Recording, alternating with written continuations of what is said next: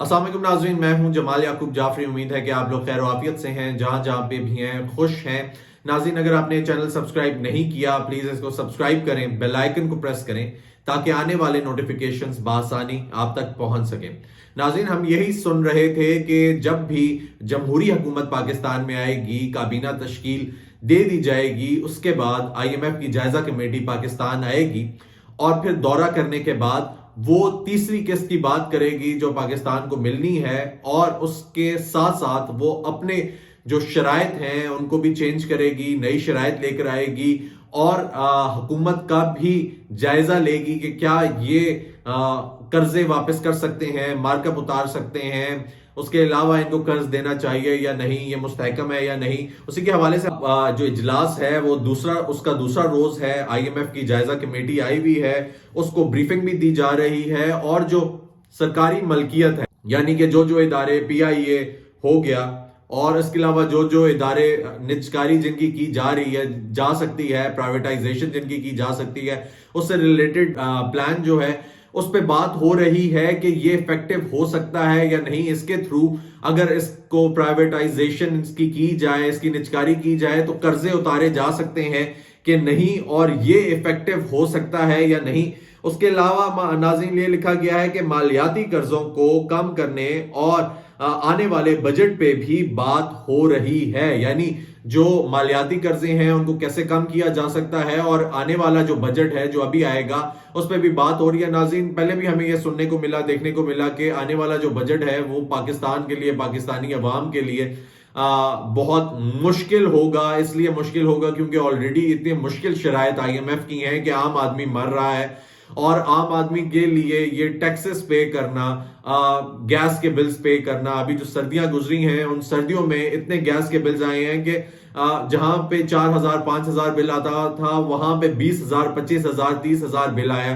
तो वो इसी सूरत में अवाम से निकाल रहे हैं। इसी सूरत में अवाम वो ये नहीं चाहते मौजूदा हुकूमत भी, IMF भी, कि एक गरीब आदमी जो है वो सुकून से रहे। लेकिन IMF का ये कहना है कि आप सिर्फ हमें हमारा जो मार्कअप है, जो हमारा कर्ज आपने उतारना है वो तरीके से उतारें, चाहे आप वो जैसे भी लें। अभी आगे हुकूमत की जिम्मेदारी बनती है कि हुकूमत किससे पैसे लेकर आगे उतार रही है। तो हुकूमत अगर सही तरीके से जो लोग अदा कर सकते हैं उन पे टैक्सेस इंप्लीमेंट करे और फिर उनसे ले, तो फिर डेफिनेटली एक गरीब आदमी के लिए थोड़ी आसानी हो जाएगी। लेकिन हुकूमत ये नहीं करती, और हुकूमत जब तक ये नहीं करेगी तो फिर गरीब आदमी मरेगा और फिर हुकूमत के लिए मसाइल भी पैदा होंगे। नाज़रीन, IMF ने वफाक के पास NFC के तहत फंड्स को भी नाकाफी करार देते हुए नजर सानी का मुतालबा भी कर दिया, और पाकिस्तान से मुतालबा किया है कि सूबों और वफाक में बजट को लेके जो अदम तहफ़्फ़ुज़ है उसको दूर करने के लिए कौमी मालियाती कमीशन अवार्ड पर नजर सानी की जाए।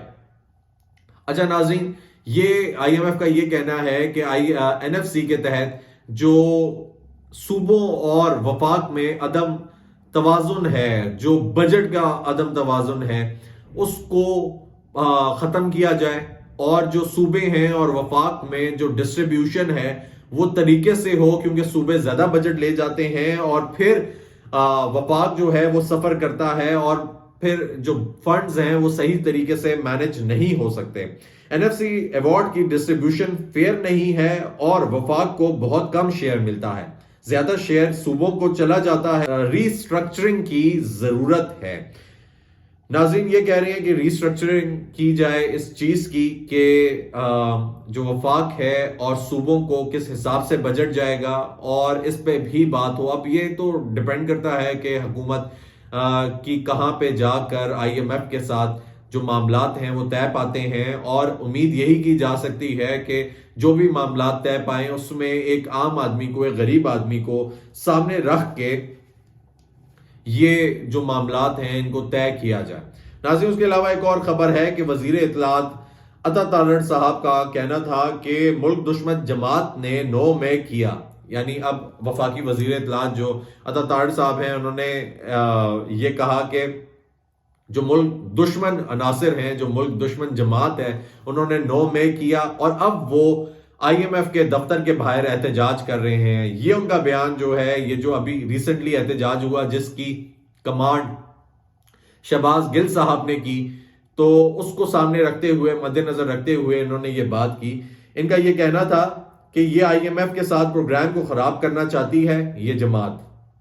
آئی ایم ایف کے دفتر کے سامنے احتجاج کیا گیا. یہ مٹھی بھر عناصر ہیں احتجاج کرنے والے، خود کو نہیں دیکھتے اور کوئی یہ نہ سمجھے کہ پاکستان سے بڑا ہے. ملک دشمن جماعت خود قوم کو امریکی سازش کا کہتی تھی، اب آئی ایم ایف کو کہہ رہی ہے کہ امداد نہ دی جائے.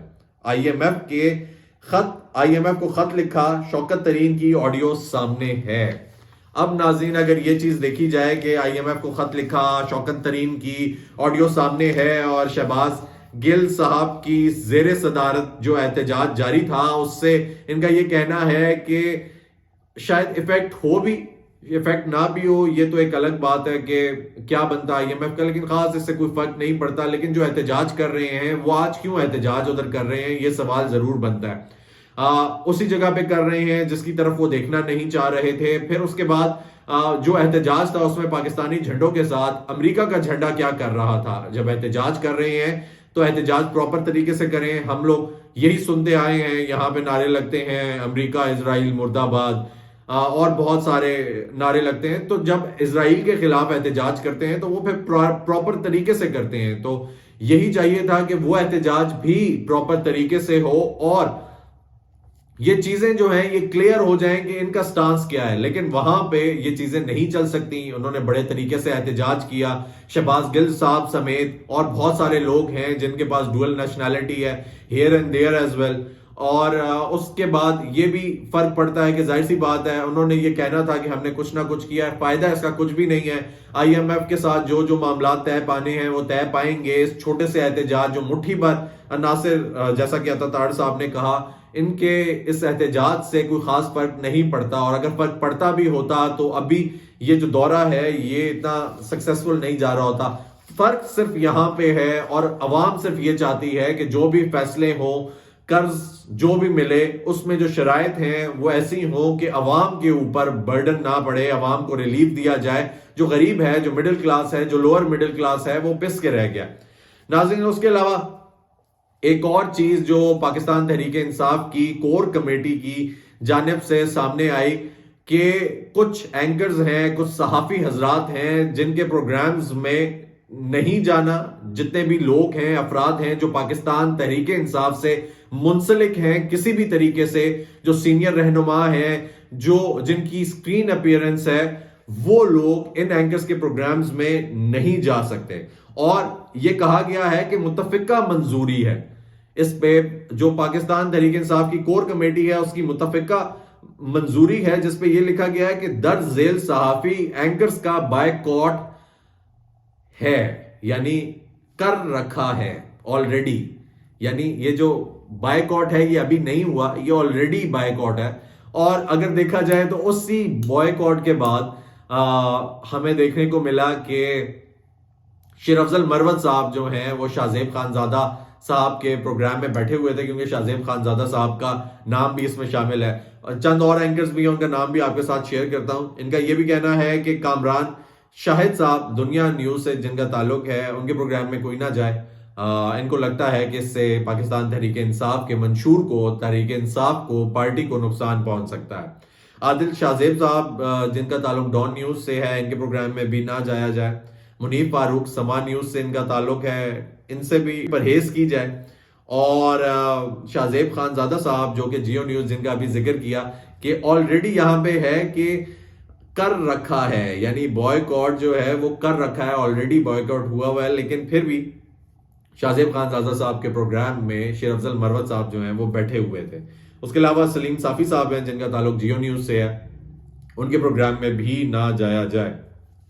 تو ناظرین پاکستان تحریک انصاف کے اپنے بڑے مسائل ہیں. انٹرنلی پاکستان تحریک انصاف کو ابھی سمجھ نہیں آ رہی، کیونکہ پارٹی کا نام بھی نہیں ہے، پارٹی بھی ایگزسٹ نہیں کر رہی. اور کافی معاملات ہیں جس میں ان کی جو رہنما ہیں ان کا اتفاق بھی نہیں ہے، اور ابھی ڈائریکشن لیس بھی ہے. لیکن عوام بھی ان کے ساتھ ہے، اور اب دیکھتے ہیں کہ آگے کیا ہوتا ہے، کیونکہ ایک ایسی جماعت جو ہے جہاں پہ وہ پاپولسٹ ہو کے سامنے آتی ہے، دکھائی دیتی ہے، وہ اسی طریقے سے خطرناک بھی ہو سکتی ہے ملک کے لیے، عوام کے لیے. تو دیکھتے ہیں حالات کس طرف جاتے ہیں. اگر ابھی تک آپ نے چینل سبسکرائب نہیں کیا پلیز اس کو سبسکرائب کریں، بیل آئیکن کو پریس کریں تاکہ آنے والے نوٹیفیکیشنز بآسانی آپ تک پہنچ سکیں. اپنا خیال رکھیں.